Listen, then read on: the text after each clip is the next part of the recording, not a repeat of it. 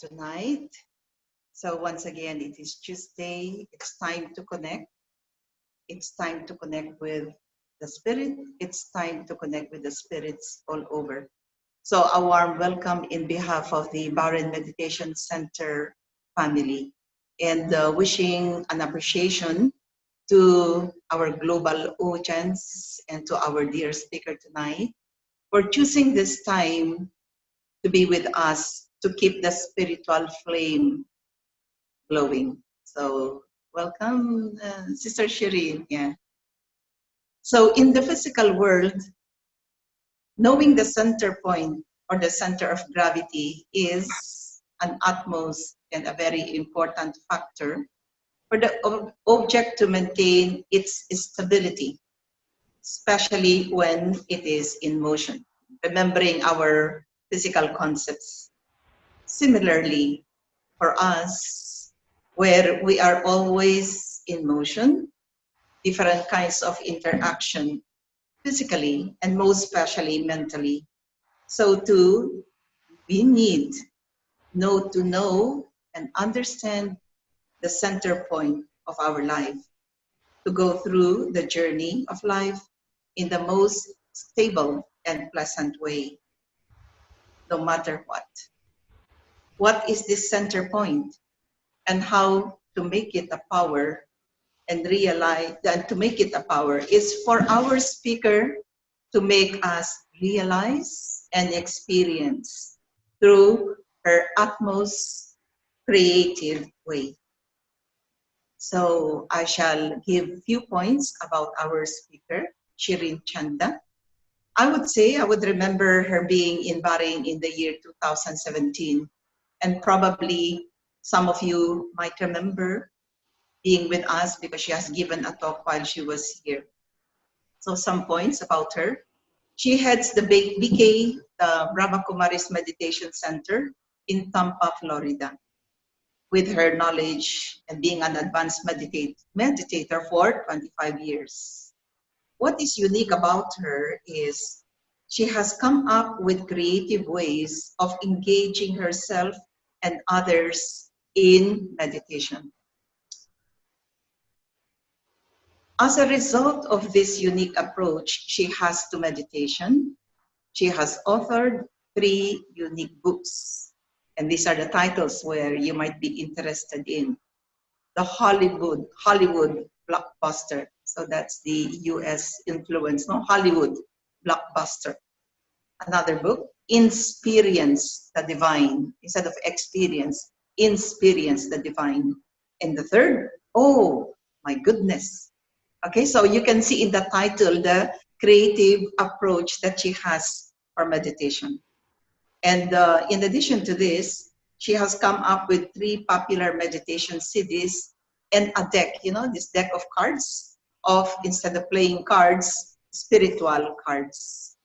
With her unstoppable creative spiritual energy, Shireen created and a presenter in a TV show.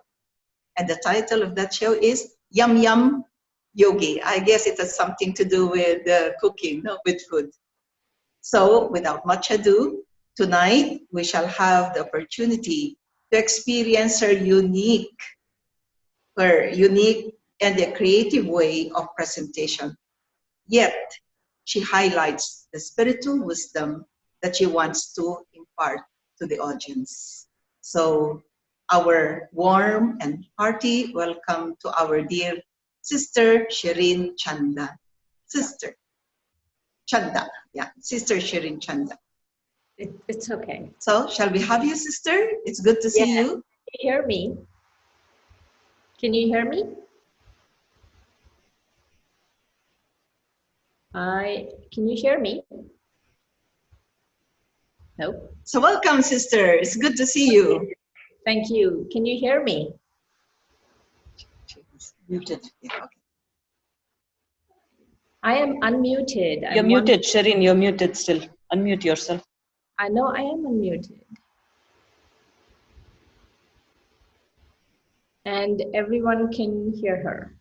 I'm sorry, everyone's saying we can hear her. So I'm wondering why you cannot hear me.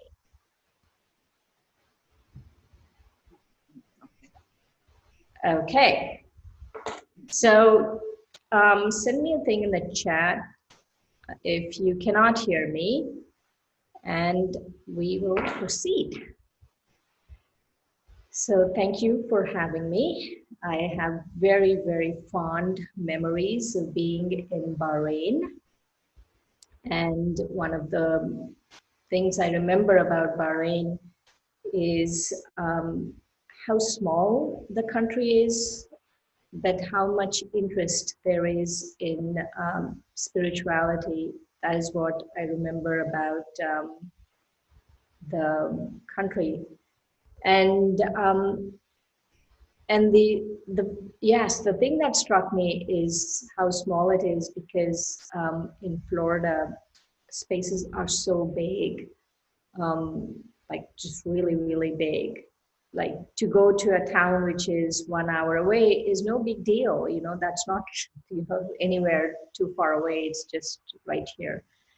And so I'm really appreciating being with you and really appreciating being part of your evening today. And as you can see, it's afternoon for us here.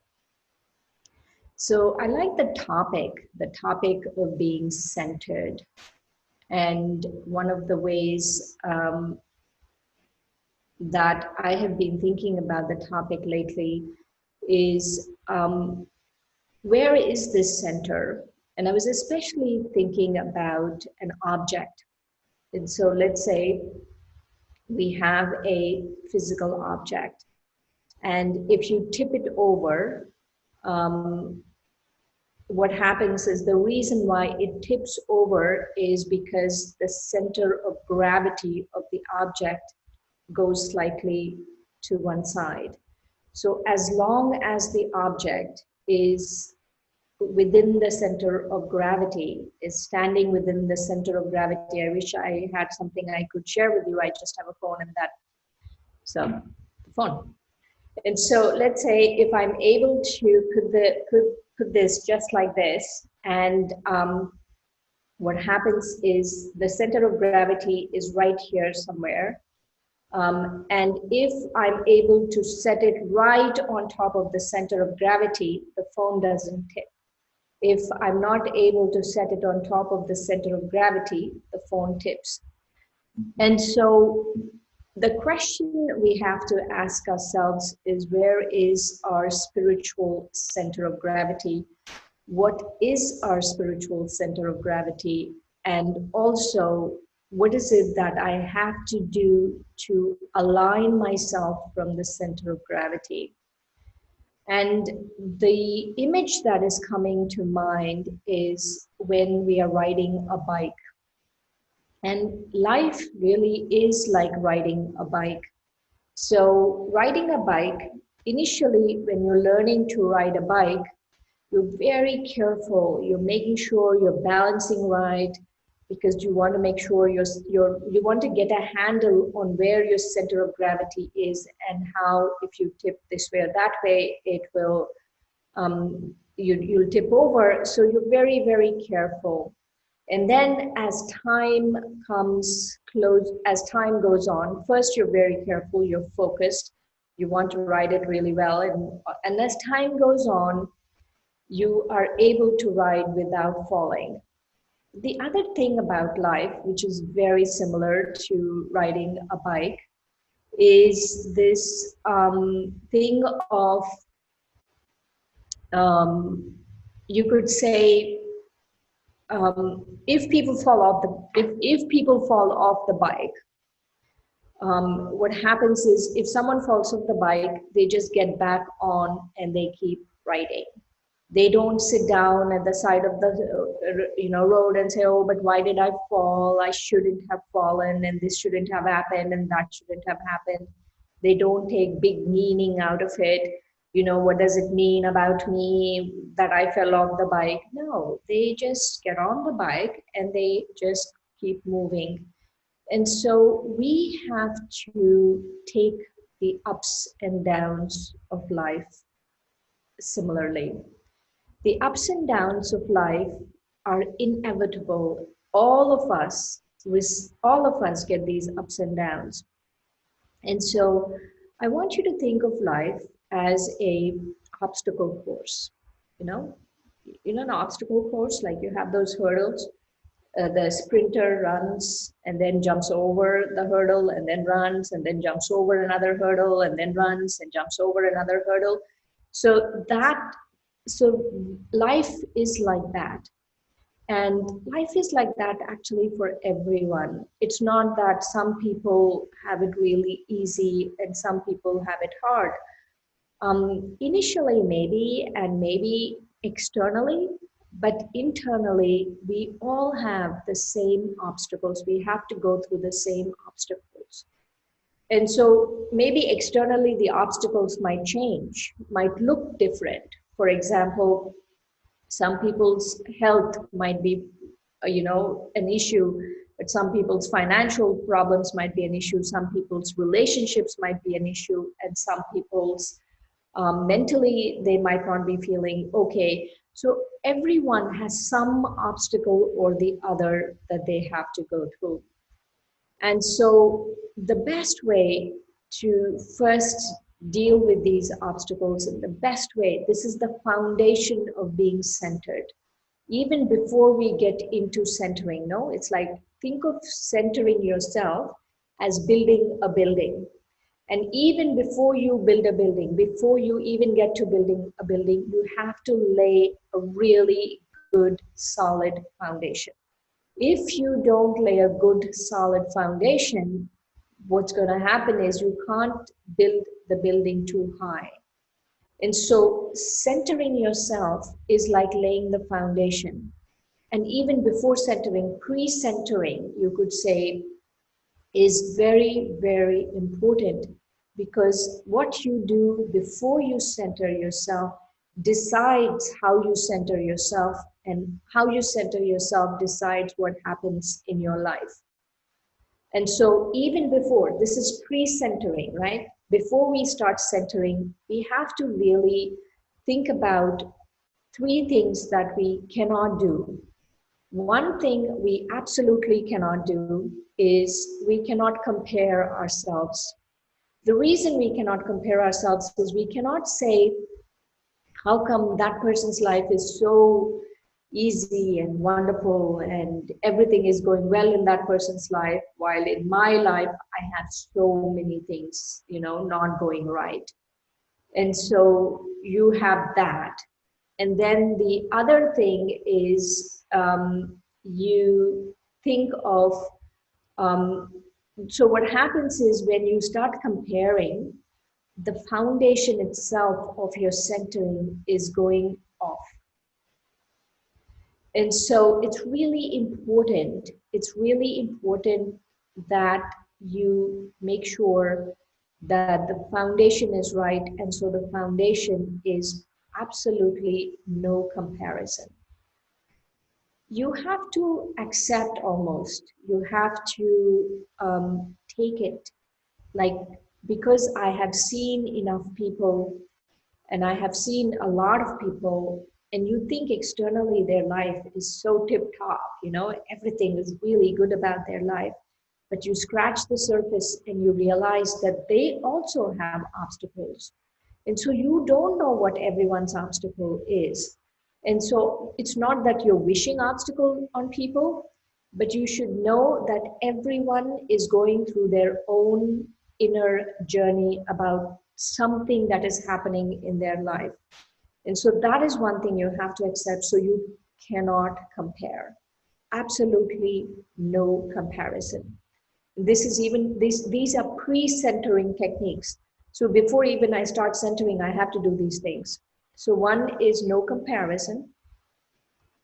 And the next one that we cannot do is to be able to center is criticize. When we are critical, whether about a situation, whether about a place, whether about people, whether about the world situation, whatever it is, when we become critical, we cannot do the inner work of centering, because what criticism does is it makes us go outside. And centering the word itself means that you have to go inside and stabilize yourself. Just like I was saying about this phone, right? The center of gravity is inside. The center of gravity is not out here. The center of gravity is inside. And so for us also, it's not like physically inside. The center that I'm talking about is not physically inside, but it is when I become introspective, that when I start looking inward. And one of the prerequisites of looking inward is I don't criticize anyone. So if I am not looking inward and I'm criticizing someone, then I am looking outside. And when I look outside, I forget about centering. Your whole, everything is outside. Everything is outside. You're looking and saying, why is that person doing that? And why didn't this person do this? And this should be done this way, and that should be done this way. So our nature becomes very critical and we just look outside. And so to be able to really center, one of the prerequisites is no criticism.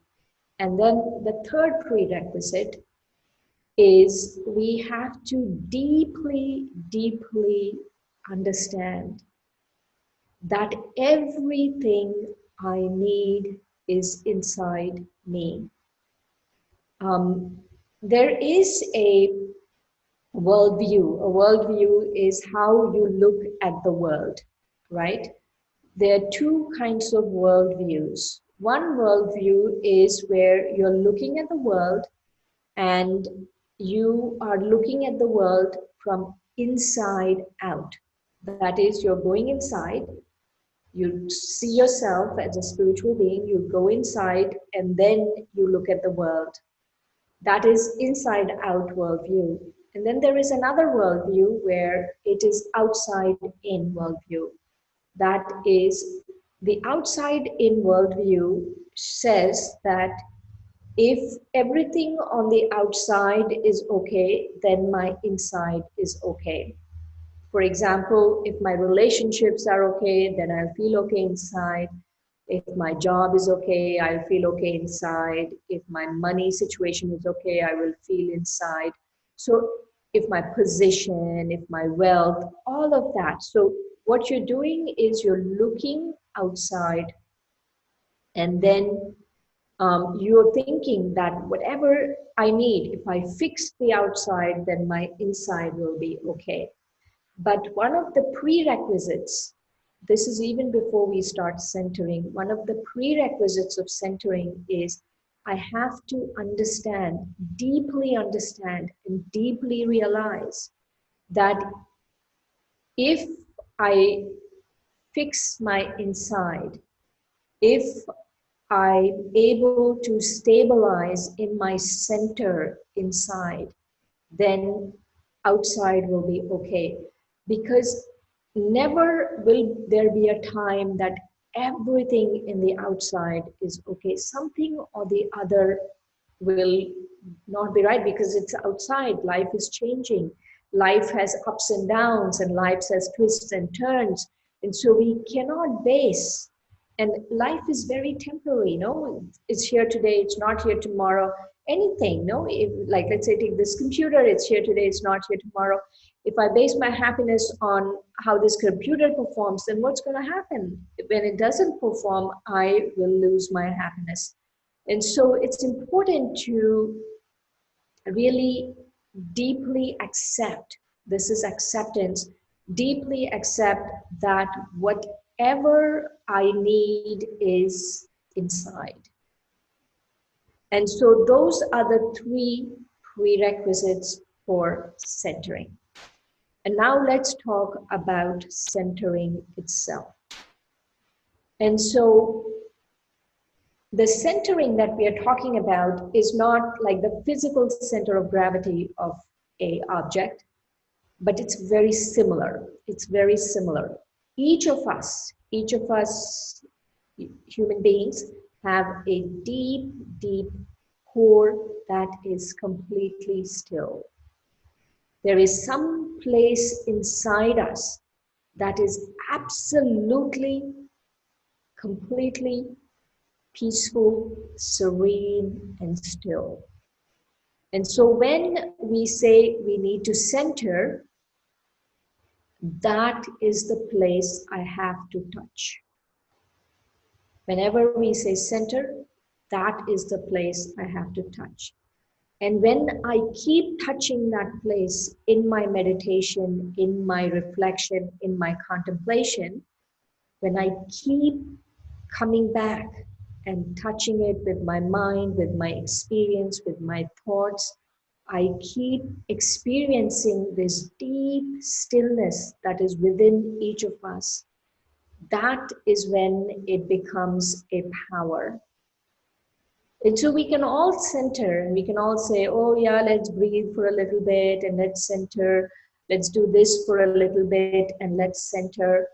But if you want it to become a strength, if you want it to become a power in your life, then you have to touch that deep stillness that is within you.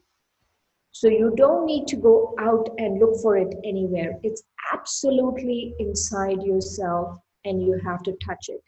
And when you keep touching it again and again and again, it becomes a power. It becomes so much of a power that not only can you use it for yourself, but also you can use it for someone else. And so one of the things that, so now let's talk about what it is that, what is center here? When we are talking about center, what do we mean by center? And so the center I'm talking about is a spiritual center. It's not a physical center. And this spiritual center is dependent on understanding. It's dependent on understanding, and it's dependent on understanding some 3 or 4 aspects of spirituality. And so when I say spiritual, what do I mean by that? When I say spiritual, what I mean is that which is real, that which is imperishable, and that which is eternal. And so anything that is real, anything that is imperishable, anything that is eternal is real and is spiritual. So let's take this body, for example. So this body is an Indian female. So when I think of being an Indian female, am I thinking of spiritual? No, I'm not thinking of spiritual, because what's happening is I'm thinking of something very temporary, very temporary. Indian female is very temporary. Few decades ago, this temporary body did not exist, and few decades from now, this temporary body will not exist.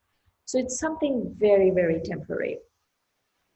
And so we have to understand that inside, who we are actually spiritual. So spiritual means something which is eternal, something which is imperishable, and something which is real and not temporary. So one spiritual concept, so I will talk about a few spiritual concepts, but one spiritual concept, let's talk about the first one.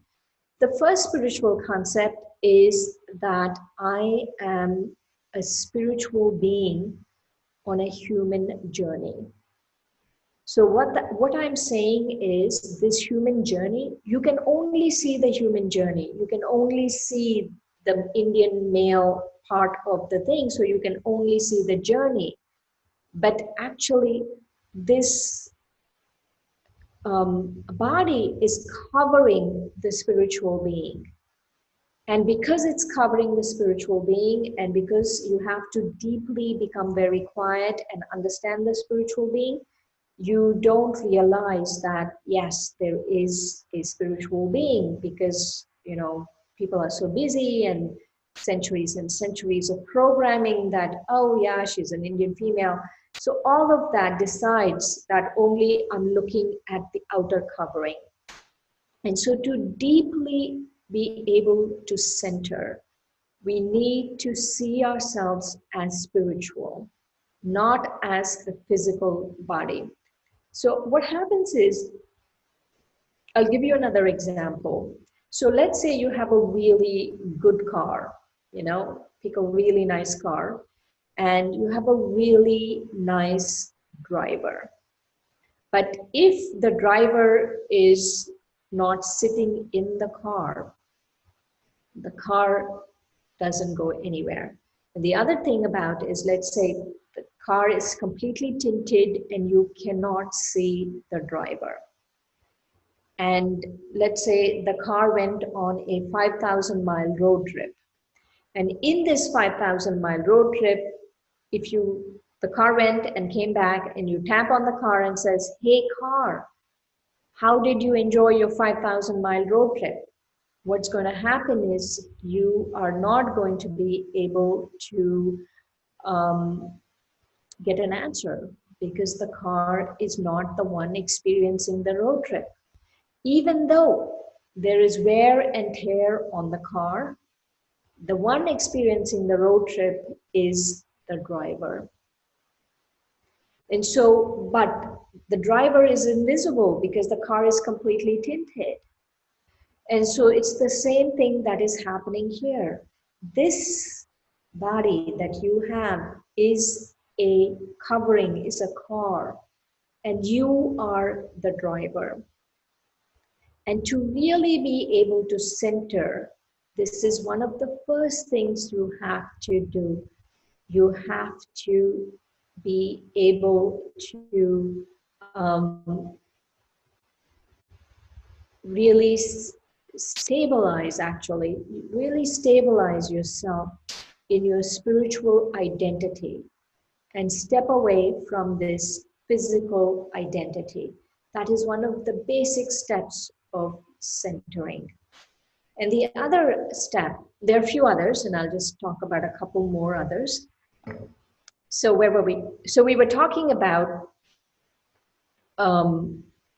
a couple more things that we need to really understand about this spiritual center. And one of the things that we need to understand about this spiritual center is that when we are, again, take the bike of life, right? Take this bike of life. And we started off by saying that, let's say you get off the bike of life, right? We all have ups and downs. We all have whatever is going on. And one day I fall off the bike, because every one of us is going to lose control one time or the other. Every one of us loses control once or twice. So that is a given. So mentally, you have to prepare yourself. You have to prepare yourself, and you have to say that this story, you know, the perception of reality that I have is not, it doesn't say anything about the spiritual being. So the spiritual being is on a journey in this world. And so you can say you're a guest in this world. You're a guest in this world. And so let's say you check into a hotel and you're a guest there, right? And so your room is fine and everything, but let's say something on the other is leaking on the other end of the hallway, the roof is not doing well, the hotel doesn't have too many people coming in, all of those things. So all of those things are happening, but you're not going to take it personally because you're just a guest. And so that is what it means, that when we say you're a spiritual being on a human journey, is that this spiritual being has to understand that whatever happens on this journey doesn't mean anything about me. I'm on a journey and things are good, things are bad, relationships are good, money is good, money is not good, children are behaving, children are not behaving. It doesn't say anything about the spiritual being itself. It says something about the story that is going on. So centering really is dependent um, on the story you're telling yourself. So if the story you're telling yourself has duality in it, has duality means there is success, there is failure, there is good, there is bad, there is fame, there is infamy, there is praise, there is defamation. If it has all of these dualities, or if I am taking from one of the dualities, for example, what I mean is, let's say I'm taking from praise and defamation. If I'm taking from praise, what happens is eventually I will also get bogged down by defamation. And so if I'm buying into praise, then eventually I will also buy into defamation. You could say this world of duality are two sides of the same coin, like success and victory are two sides of the same coin. And so if I'm happy that I am success and defeat, let's say success and unsuccessful, success and no success. So if I am happy that I'm successful, then when there is no success, which always happens because life is never constant, then when there is no success, then I will be sad.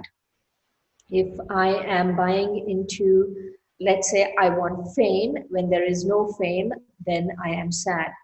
So the story I am telling myself is totally dependent on me buying into duality. If I think in duality, then I live in a world of duality. And if I live in a world of duality, it is almost impossible to center yourself. So to be able to center, you have to go beyond the world of duality. And the story you have to tell yourself is your real eternal story. The story you tell yourself cannot be about this temporary story of what is going on right now. It can't be about, you know, let's say, oh, when I was born here and I'm a female, I'm a male, then I moved here and then I did this and then I got married and these are my, this is my spouse and these are my children and this is what the work I do. So this is the very limited, mundane story going on in our heads. And if I want to stay centered, then I have to go beyond this story, this very mundane, limited story.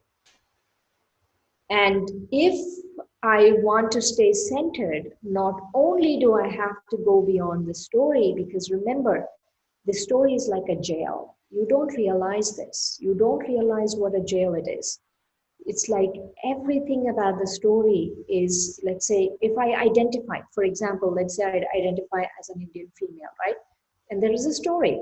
I was born in India, then I moved to the US and this happened and that happened and all of that.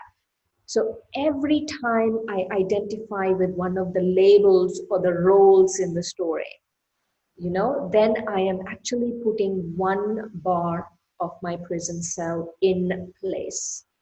And that prison cell is stopping me from going outside, from flying, and from deeply getting in touch with my deep center. And the way it happens is this. Let's take Indian female. So if I identify with any of that story, you know, then centuries of baggage that go with that, then I start thinking in limitations like that, then all of that really shackle us. They really pull us down. And so it's very, very important to be able to center. You have to go beyond your story. You have to be in your spiritual identity as a human being, but as a spiritual being on a human journey. And when you are in that eternal identity as a spiritual being, you go beyond your story, you go beyond duality, you stabilize yourself in your eternal identity. When you do all of that, then centering is possible. Then, because remember what we have to do.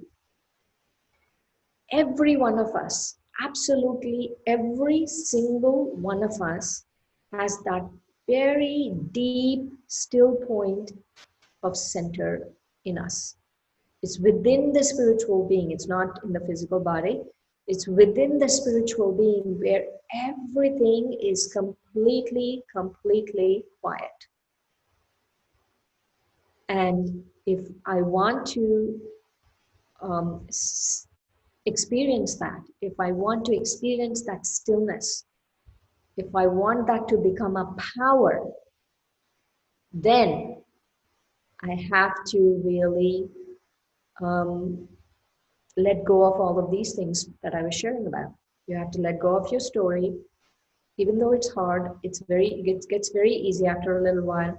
You have to let go of the world of duality, and you have to really deeply understand that you're a spiritual being on a human journey.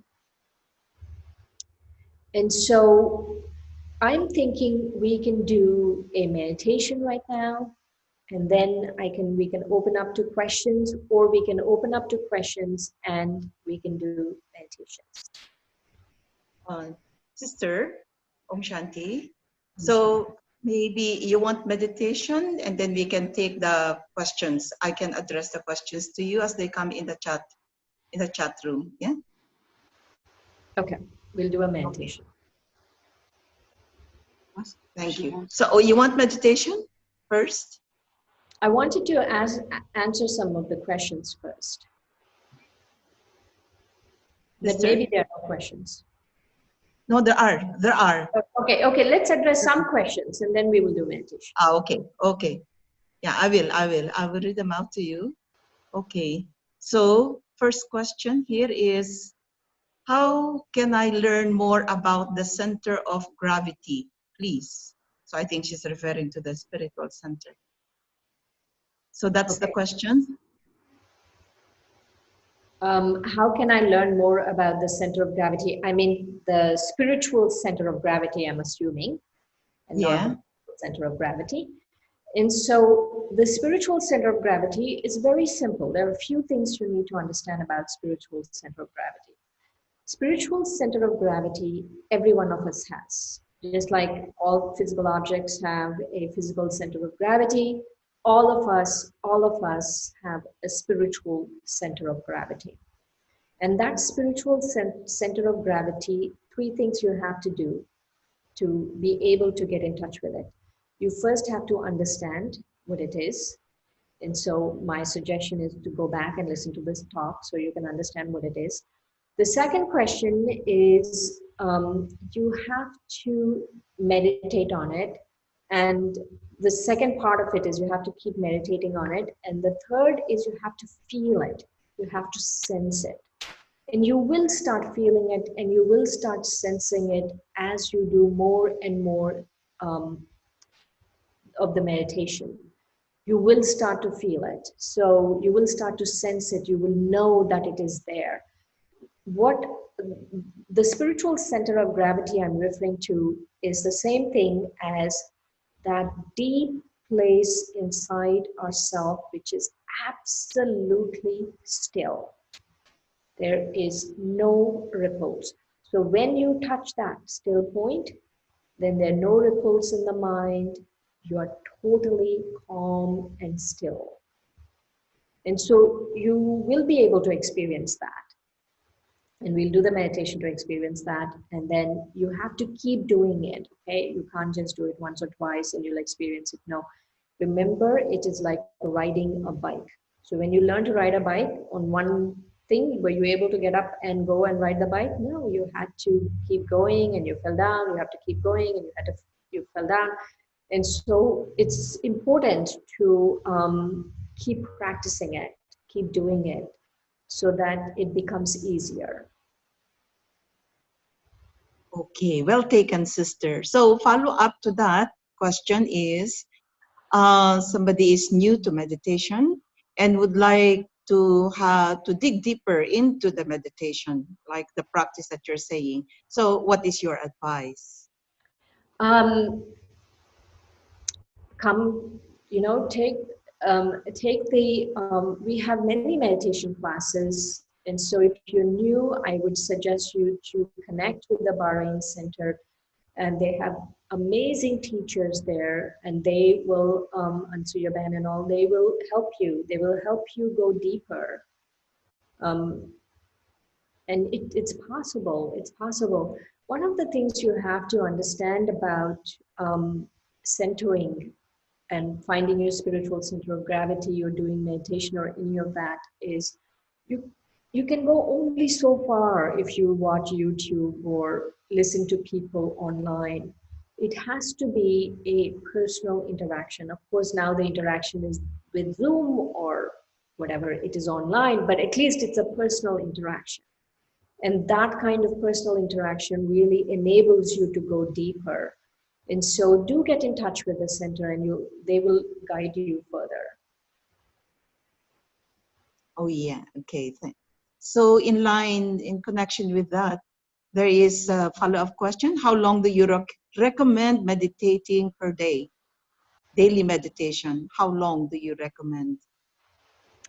That's a good question. So in the Brahma Kumaris, we, in the Bahrain Meditation Center, we meditate with our eyes open. And the reason why we meditate with our eyes open is we want to be able to bring this meditation to a whole day, right? When I'm at work, when I'm on, when my children are yelling at me and when my spouse is yelling at me, that is when I really need it. And so the eventual goal of meditation is, the reason I'm telling you all this, is the eventual goal of meditation is so we can meditate all the time. While driving, while talking, while walking, while in a meeting, while kids are misbehaving, all of that time we can be in meditation. And so because it is spirituality or meditation in action. But what happens is right now, for you to begin, you have to give some time. To be able to meditate in action, you have to give some time. You have to at least give half an hour in the morning, half an hour in the evening, and you have to take, some courses, get with the Bahrain Meditation Center, take the courses, and then you will be able to go from just meditating in the morning and in the evening with the right techniques. You're meditating at two ends of the day, and then you'll be able to meditate throughout the day. So start with at least half an hour in the morning, half an hour in the evening, but the goal is to be able to meditate all the time. Okay, so yes, that's a good start with for the day. And follow-up question to that, how to be centered during the daily activities. So when in interaction now, how to be centered? Yeah, that's a good one. That's a good one. So many actions are such. Let's say if you have a job that requires a lot of thinking. Let's say you're a doctor or you're an engineer or some job where your focus needs to be on the job, right? Like there's a patient coming and all of that. At that point, what I've noticed is you can't always touch that still point. You're not always going to be there, but you at least do it once a day. Once a day, twice a day, you touch that still point, and then you will be able to center in your job, but it won't be completely touching that still point. You understand what I mean? So if you're doing it a few times a day, then during action, then you will be able to keep your calm, your cool, things will go smoothly. So that is the centering that happens while you're in action is very different from the centering that will happen when you're in meditation. In meditation, you can be very still, very quiet. But in action, you can just be very cool, very calm, very loving, very detached. You can be all of those things. And that is also actually centering, but that's centering in action.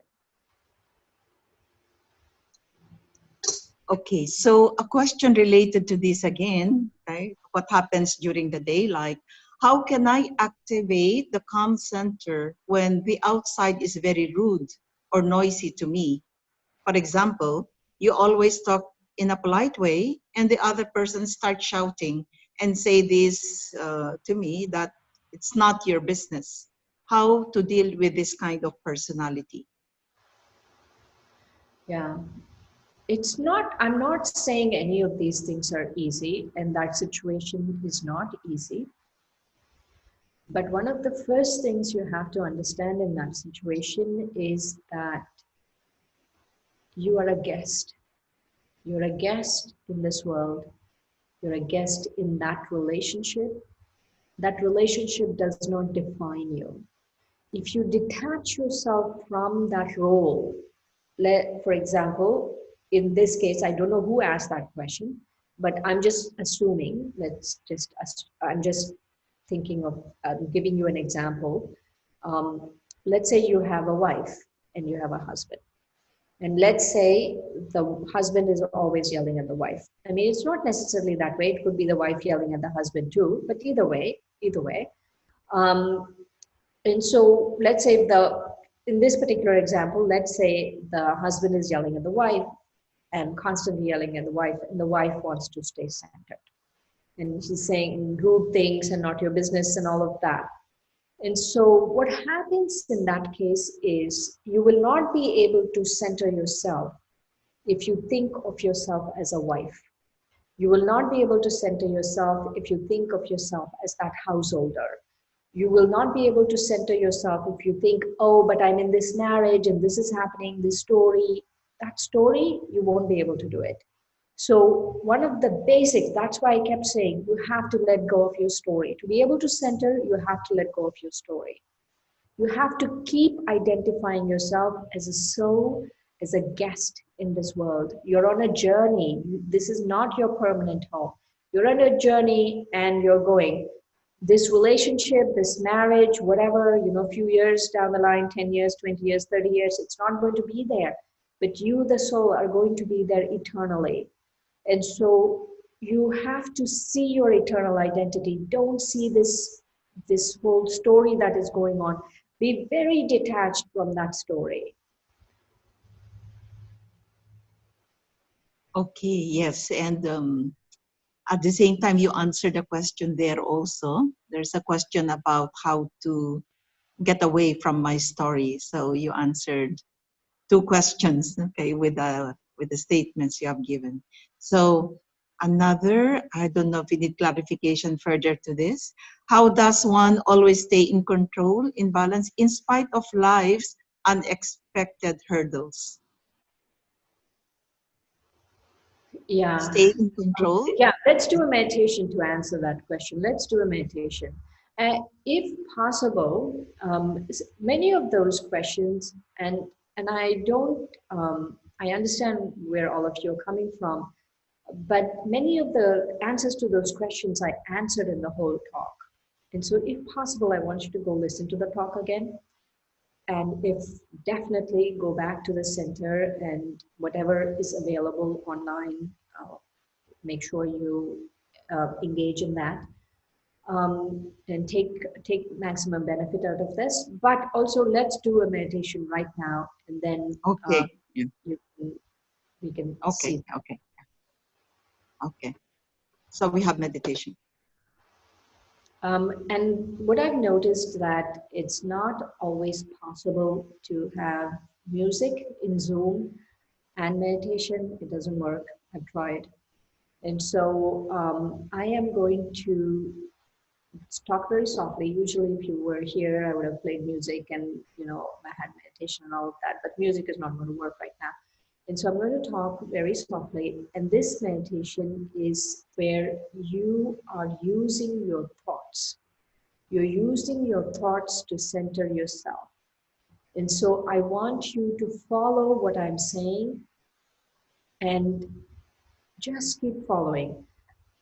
And let's say if your thoughts wander anytime during the meditation, just gently bring it back and come back to whichever point I'm at in the meditation, wherever I'm at, you come back to that point.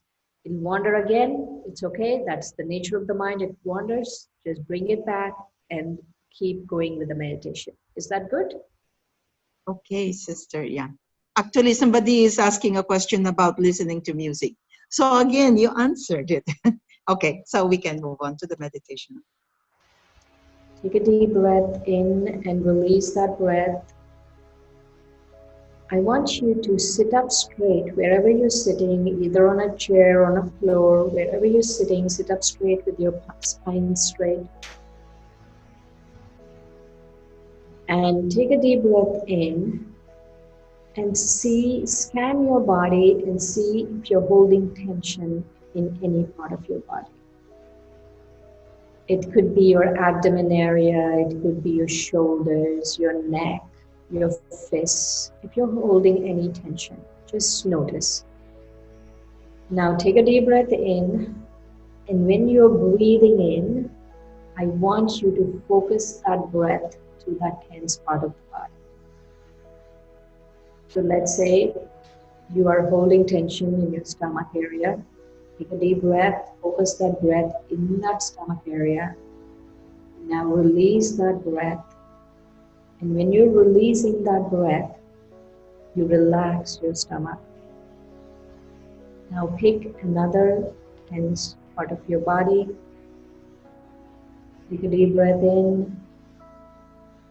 Direct that breath to that tense part of the body.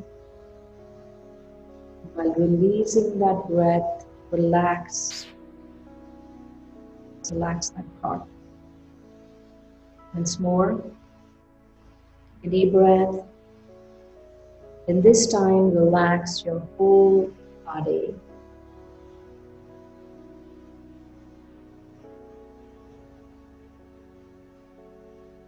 And I want you to see in front of you a gray screen. Visualize, imagine a gray screen in front of you. It's a computer screen or any screen or gray cloth. Imagine that in front of you.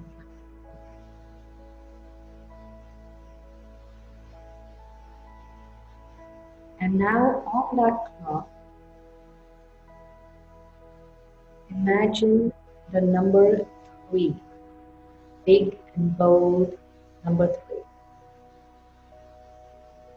Breathe in and out, and that number 3 is disappearing on that screen, from that screen. Now take another deep breath, and now imagine the number 2, big and bold on that screen. Breathe in and out, and let the number 2 disappear from that screen. It's going completely gone. Now imagine the number 1 on that screen. Breathe in and out. And while releasing, let the number 1 disappear completely.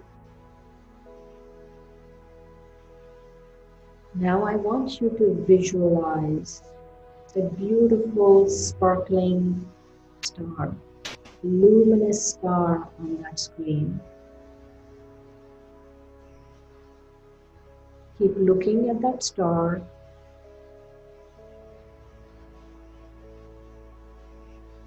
And very gently accept that that is how you look. You, the spiritual being, the beautiful, luminous being of light. And this body is just a covering. And now, let's draw our attention inwards.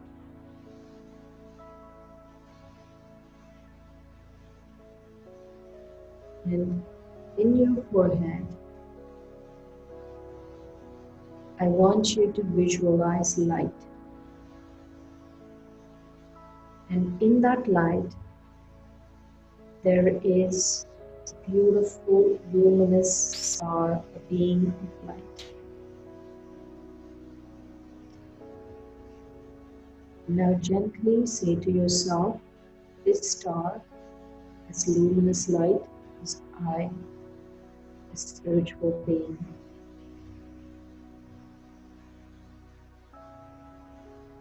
I am on a human journey.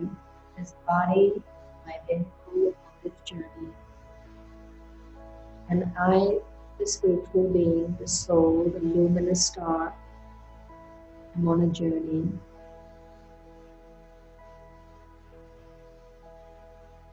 I am eternal, as light and eternal. There is no beginning to me, there is no end to me.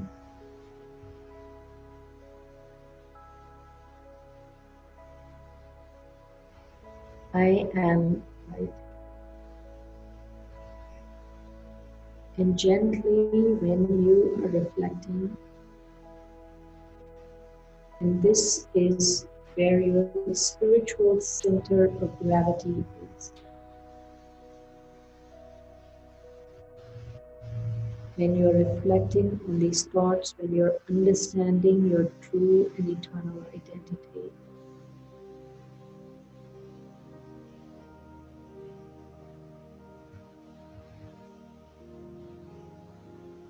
and when you are reflecting and understanding your true and eternal identity,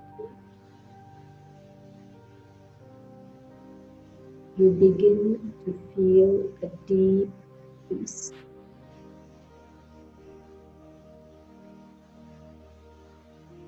A peace so profound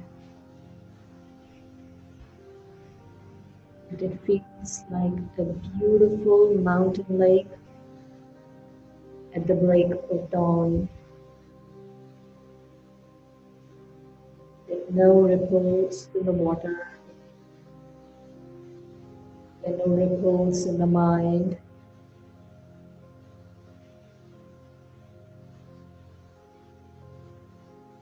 You are feeling completely still.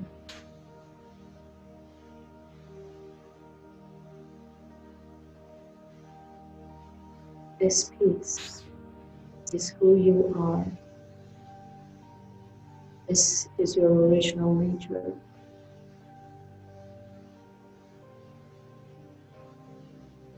You realize that you don't have to go anywhere. All you have to do is within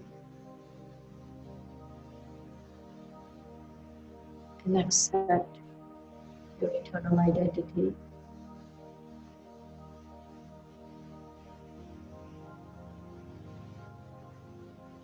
And now I invite you to do one thing.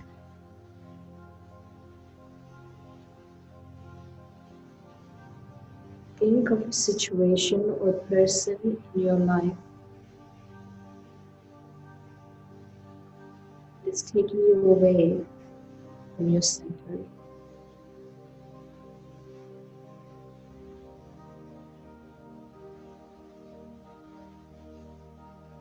And I want you to see that person with detachment. And see yourself as light. You have to do both. See that person with detachment and see yourself as light. As a spiritual being in this body, you're light.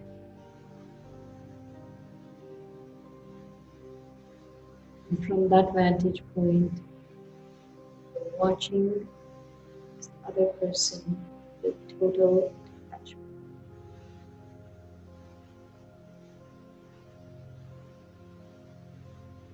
whatever the situation is, or whatever the person says or does, doesn't mean anything about you. You're a guest. You're a guest in this world.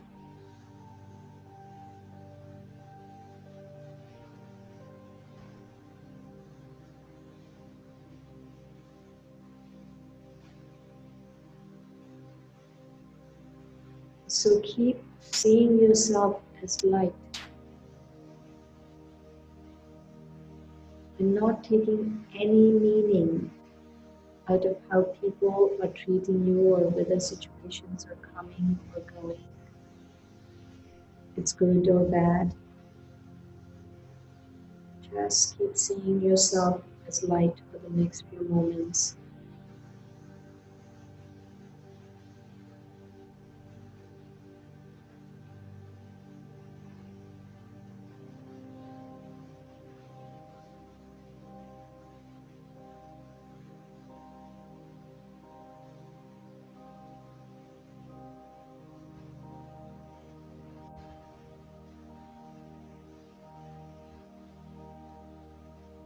Keep touching your deep inner core where you are absolutely still.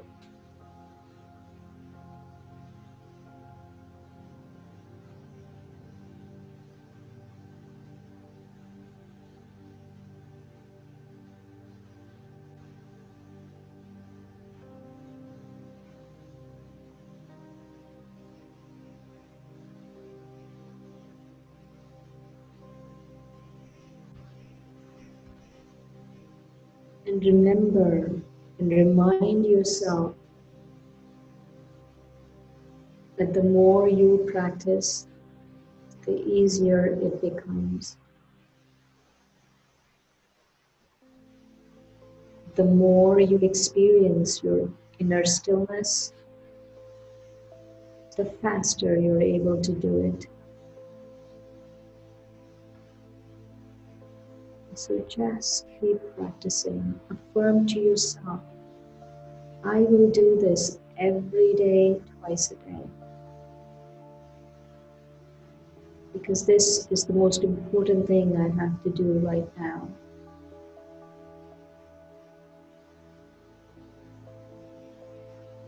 I have to remember this is a journey.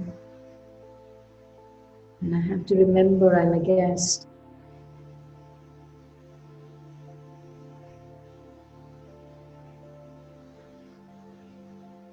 And I have to remember that I'm so much more than my story. My greatness is beyond the story.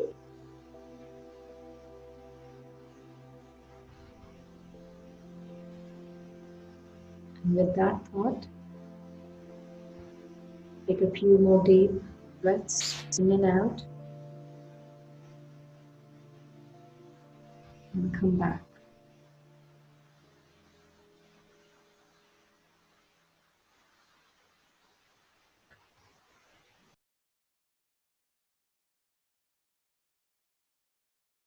We hope that each one had an experience of getting connected to that center that sister is talking about.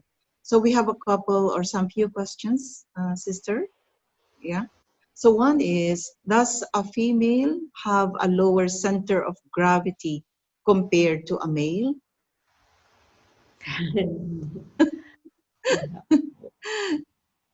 It's the soul is the soul is the soul. Yeah. There is no difference. The soul doesn't have a gender. Okay, yeah. So well taken, yeah. Um, so you have mentioned this, but maybe you can elaborate further. How to stop blaming of previous bad actions? And there is also a question related to that. How can I get away from my story? You know, one of the most important things, and it's a very big topic, and it's a different topic, is forgiveness. And so, especially self-forgiveness and forgiving other people, it's a very, very big topic. We don't have time to cover that topic right now, but it's an important topic. I want you to explore forgiveness. I want you to really start the whole process of forgiving the self. And that is the answer to the first question. And the second question about going beyond the story is you just have to do it. You just have to keep reminding yourself, whatever is going on, nothing, it's a story. You know, I'm a soul, I'm in this body, this is my vehicle, and I'm a guest here. What that says about whatever this person is doing doesn't say anything about me. It says something about the body, it says something about the whole story, but I, the soul, am going to be beyond it. We also have a question here from the Arabic group translation. So we have quite a number of them also in that group. So the question is, when I meditate, I see colors and they die out. Does this relate to meditation?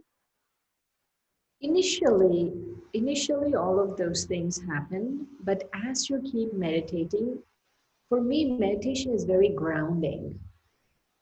So it's not about colors or seeing colors or not seeing colors or something, but you will see deep transformation in the self, and that is what you want. So you will eventually it'll all go away.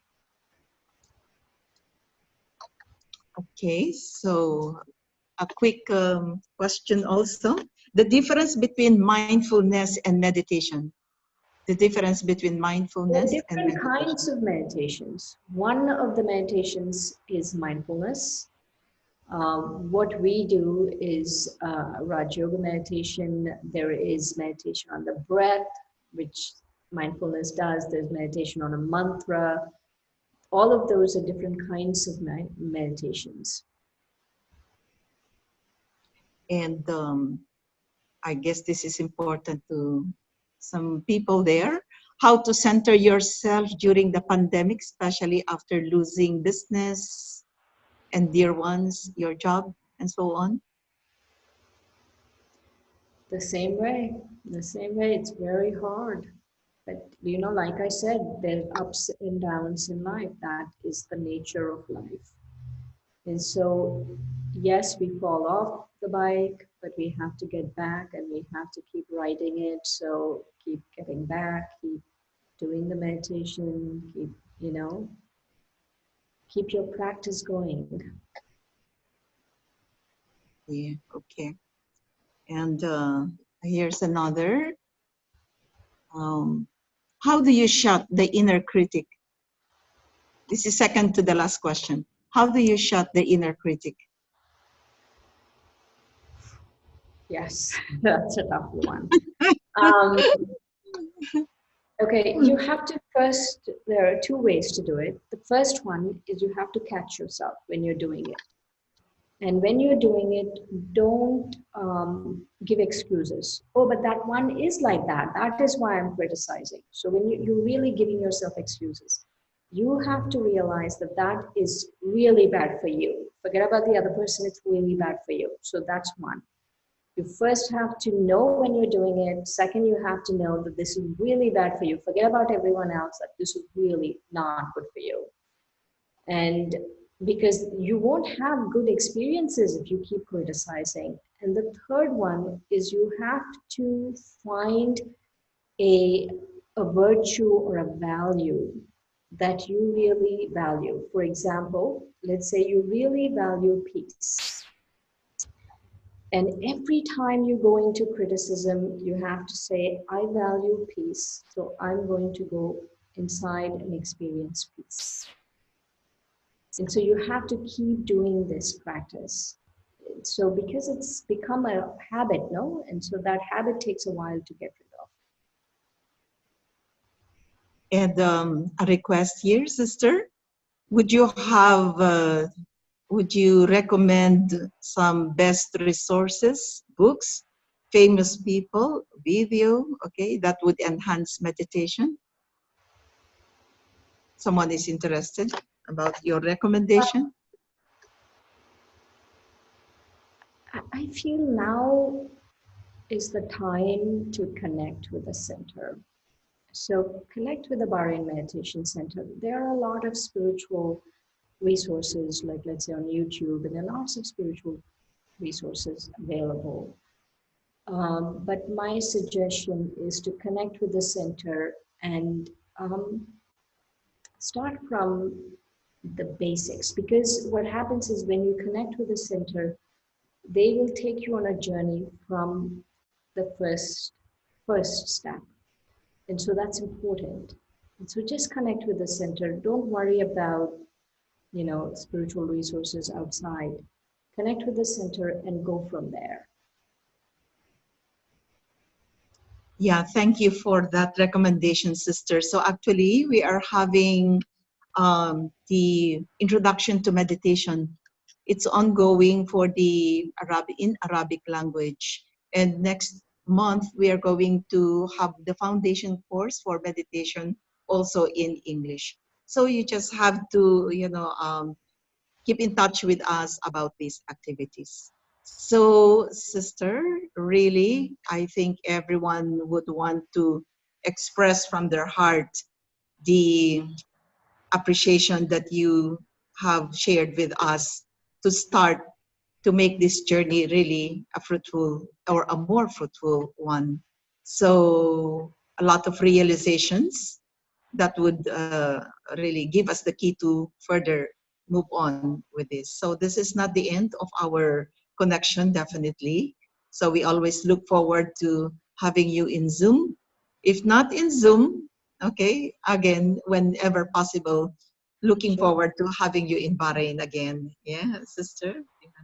Sure. So we thank everyone also, the group in the Arabic translation, and everyone who have joined us in this connection, the soul connection, to keep us going. So much appreciation to everyone. My Thank pleasure. you. Thank you. Thank you for having me. Bye.